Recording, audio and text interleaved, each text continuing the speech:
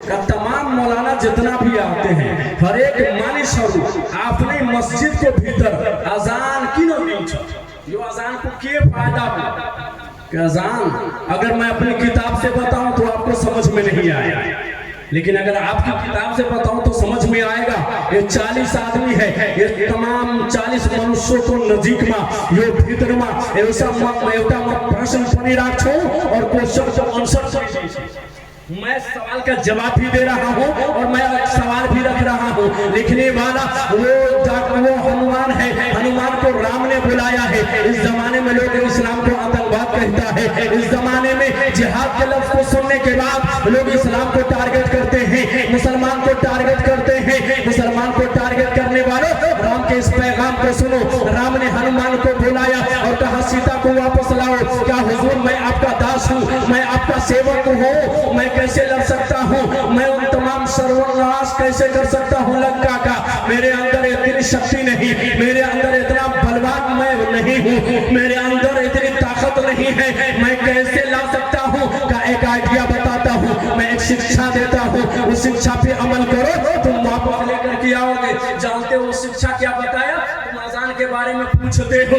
हनुमान से राम ने कहा प्रथम तारक पैबा द्वितीय दंड मुचायते तृतीयम कुंडलाकारम चतुर्थ अंध्रे चंद्रक पंच बिंदु संयुक्त ओम नित्य ज्योति रूपक।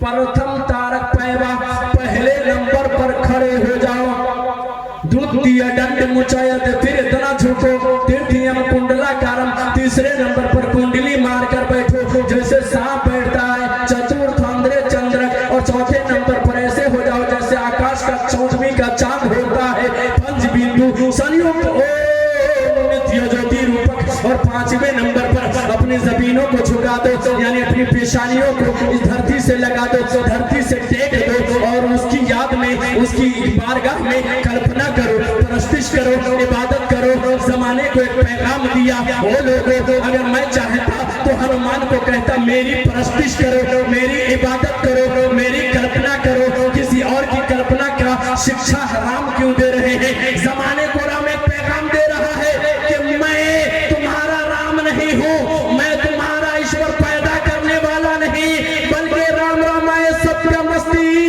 राम का भी एक राम है ऊपर वाला, उसकी इबादत करो।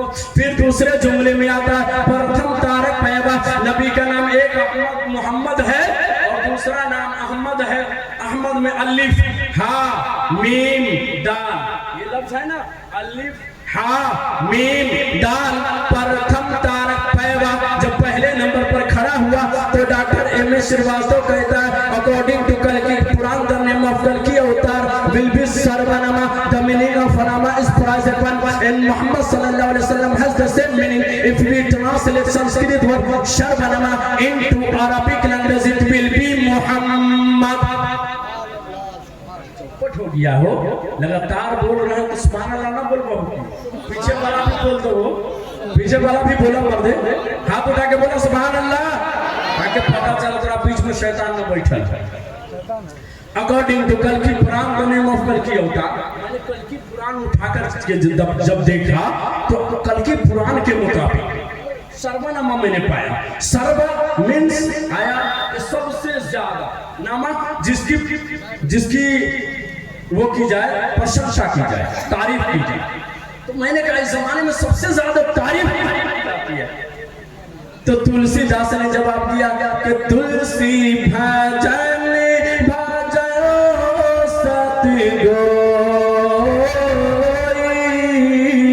अरे बिना मोहम्मद पार न हो। शिक्षा दिया, आगे बताया, कैसे बताया। प्रथम तारक पैबा पहले नंबर पर जब खड़ा हुआ तो मैंने मिलाया अलिफ, दूसरे पर हा, तीसरे पर मीम और चौथे पर दाल। पता क्या चला कि ये अहमद है और नमाज पढ़ने का तरीका भी यही है और आगे लिखा भी यही है। न्यूहा स्पिरितु विष्णु भगतम स्वहम ध्यान पढ़ाए रहा, एकदा भगवान विष्णु अस्त सप्तु समागत। वो संसार में आने वाले मनुष्य ये न्यूहा जिसको अवतरित किया धरती पर, इस जमीन पर लाया, तो तमाम को शिक्षा दिया या एकाकी परिगर है। एक ईश्वर जिसने इस संसार को, इस कायनात को बनाया, उसकी इबादत करो, उसकी प्रस्तिष्ठ करो, किसी दूसरे की इबादत ना करो। शिक्षा दिया, हनुमान को बुलाया था, हनुमान हो जाओगे। मैंने आगे पढ़ा, फिर आगे जाने के बाद सीता को वापस ला करके जमाने को एक पैगाम दिया है। मैंने कहा ऐसा क्यों शिक्षा आपने दिया, इतनी ताकत के लिए आपने ये हुक्म क्यों बताया है? तो वो बताता है ये मुसलमानों का ही तरीका है। मुसलमान बोलता है लिंग छेद, ये मैं नहीं, डॉक्टर M.A. श्रीवास्तव और ऋग्वेद मंडल नंबर 3 सूक्त नंबर 62 मंत्र नंबर 10, फिर समाप्त करे ऋग्वेद मंडल नंबर 3 सूक्त नंबर 62 मंत्र नंबर 10। फिर वो आगे लिखने वाला आगे बयान करता है कि लिंग शमशुरधारी, कि वो ऐसा जमाने में बालक आएगा जो खतना शुदा होगा, शमशुरधारी और चेहरे पे नूर रखने वाला होगा। इंशाअल्लाह अब हयात बाकी रही तो मैंने जो पढ़ा भरपूर आगे सुना दूंगा। इंशाअल्लाह आपसे मुलाकात होगी। और उलमाए किराम का ख्याल रखना बहुत जरूरी है, न तो मन ही मन में गुस्सा चढ़ता है। गया है तो ये लंबा लंबा फेंक रहा था, देखो पता चला गया। मेरे अल्लाह तबारक व तआला उलमाए किराम के अंदर भी मोहब्बतें अता फरमाए, और खासकर आपके अंदर मोहब्बतें अता फरमाए, क्योंकि आप जो खर्चा कर रहे हैं ना, इमाम साहब फातिहा में जाते हैं, मैंने देखा है 20 रुपया बड़ा मुश्किल से निकालते हैं, और 20 रुपया देने में भी कहेंगे हजरत में खुशी से दे रहा हूँ। आपसे कोई राजमिस्त्री का काम करवा ले और 50 रुपया दे और कह के खुशी से दे रहा हूँ, कैसा हो लगेगा आपको बताइए। मेरे अल्लाह तबारक व तआला, मैं जज्बात में बोलता हूँ, अकीदत में बोलता हूँ, मोहब्बत में बोलता हूँ, गलतियाँ हो सकती है। मैं इन उलमाए किराम को गवाह बनाकर अल्लाह और उसके रसूल की बारगाह में तौबा पढ़ता हूँ। हमारे साथ आप भी पढ़ें, अस्तगफिरुल्लाह रब्बी मिन कुल्लि ज़ंबि व अतूबु अलैह, कलमा तय्यबा का विर्द करें, ला इलाहा इल्लल्लाह मुहम्मदुर रसूलुल्लाह। पंडित ने भी कहा था ये इरफानी कलमा, हक्कानी कलमा, या ला इलाहा हरने पापन इल्ला लम्मा परम पिदम जन्म बैकुल पिरा पीतो जपे नाम मोहम्मद उम्मा तो फिल्ला बिल्लाह। अस्सलामु अलैकुम व रहमतुल्लाह।